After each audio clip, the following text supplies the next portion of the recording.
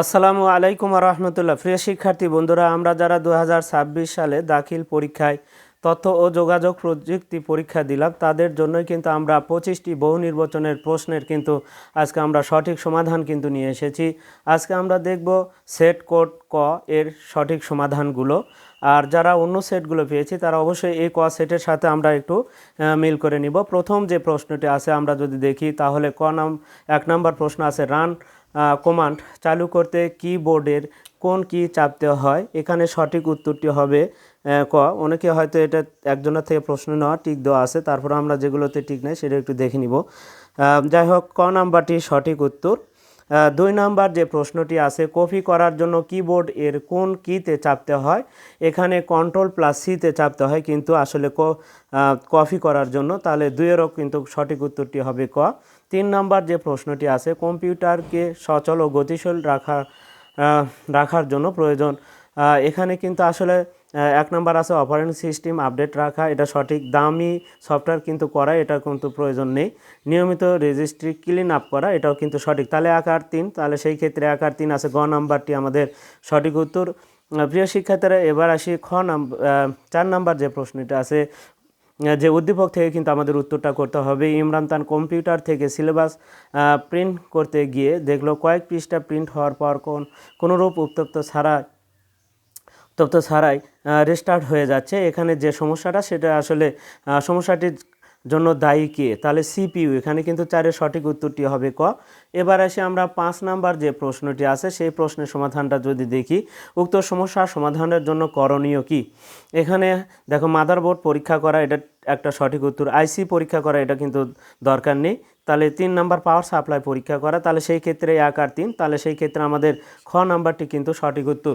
এবার আসি আমরা 6 নাম্বার যে প্রশ্নটি আছে সেই প্রশ্নের সমাধানটা একটু দেখতে চাচ্ছি, কোনটি রিলেশন অপারেটর? সেই ক্ষেত্রে কিন্তু আমরা দেখতে পাচ্ছি গ নাম্বারটাই কিন্তু আসলে সঠিক উত্তর হবে 6-এর। এবার 7 নাম্বার, ওয়ার্ড প্রসেসরের কাজ করার ফলে 1 নম্বর নির্ভুলভাবে লেখালেখির কাজ করা যায়, 2 নাম্বার ছবি ফরম্যাটিং করা যায়, 3 নাম্বার একই সাথে একাধিক ডকুমেন্ট নিয়ে কাজ করা যায়। 7-এর কিন্তু এখানে 3টাই কিন্তু সঠিক উত্তর, তাহলে সেই ক্ষেত্রে ঘ নাম্বারটি আমাদের সঠিক উত্তর হবে। রিবনের পেজ লেআউট ট্যাব থেকে 1 নাম্বার টেবিল যোগ করা যায়, 2 নাম্বার মার্জিন ঠিক করা যায়, 3 নাম্বার লাইন ব্যবধান ঠিক করা যায়। এখানে কিন্তু আসলে 8 নাম্বারের 3টাই কিন্তু সঠিক উত্তর, তাহলে সেই ক্ষেত্রে 8-এর ঘ নাম্বারটি আমাদের সঠিক উত্তর হবে। এবার আসি আমরা 9 নাম্বার যে প্রশ্নটা আছে সেই প্রশ্নের সমাধানটা একটু দেখব।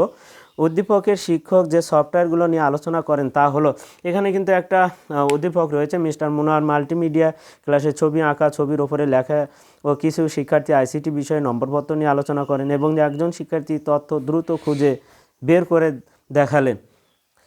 এখানে উদ্দীপকের শিক্ষক যে সফটওয়্যার নিয়ে আলোচনা করেন তা হলো গ্রাফিক্স। যেখানে আসলে ছবির কাজ করা, সেটা কিন্তু আসলে গ্রাফিক্সের মাধ্যমে করা হয়ে থাকে। 9 নম্বর প্রশ্নের সঠিক উত্তরটি কিন্তু ক্ষয় হবে।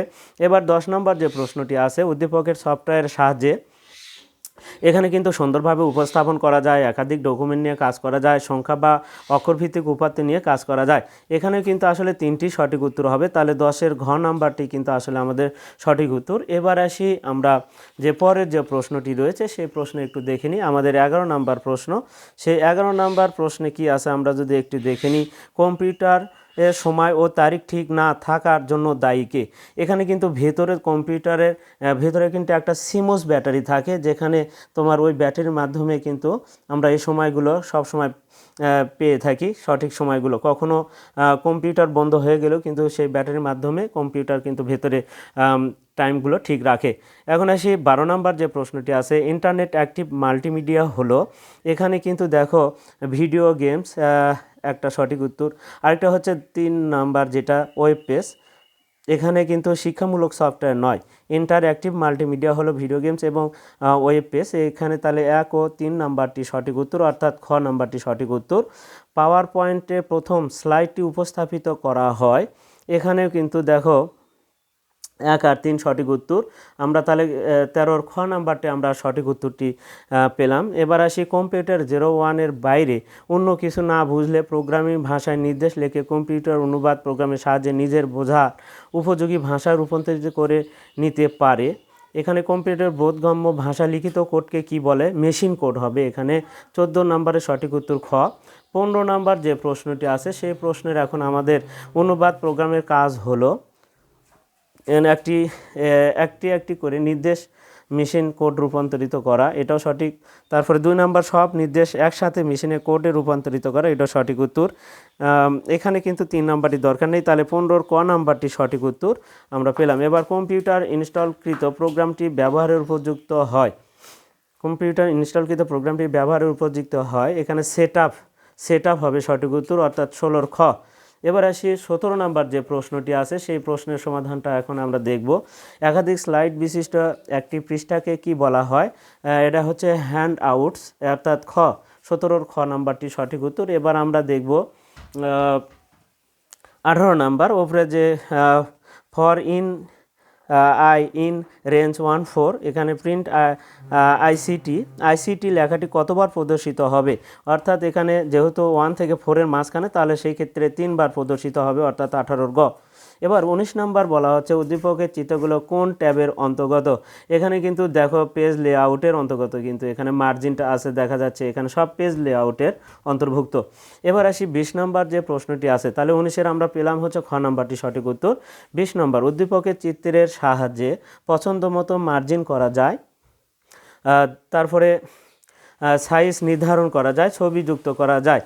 এখানে কিন্তু এখানে যেহেতু পেজ লেআউটের কাজ, এখানে কিন্তু আসলে ছবি যুক্ত করার কোনো সুযোগ নেই, তাহলে 1 আর 2 আমাদের সঠিক উত্তর হবে 20 নম্বরে। তাহলে আমাদের ক নাম্বারটি সঠিক উত্তর। 21 নাম্বার, দুইটি সেলের মধ্যে ভাগফল বের করার উপায় কোনটি?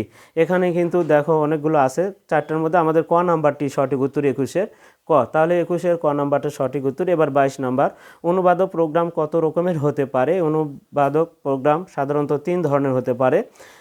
ভেরিয়েবল ভ্যালু অ্যাসাইনের ক্ষেত্রে কোনটি সঠিক?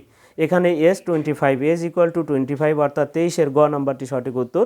24 নাম্বার, মাল্টিমিডিয়া কয়টি প্রকাশ মাধ্যমের সমন্বয়ে গঠিত? এখানে 2টি সমন্বয়ে গঠিত, অর্থাৎ 24-এর ক নাম্বারটি সঠিক উত্তর।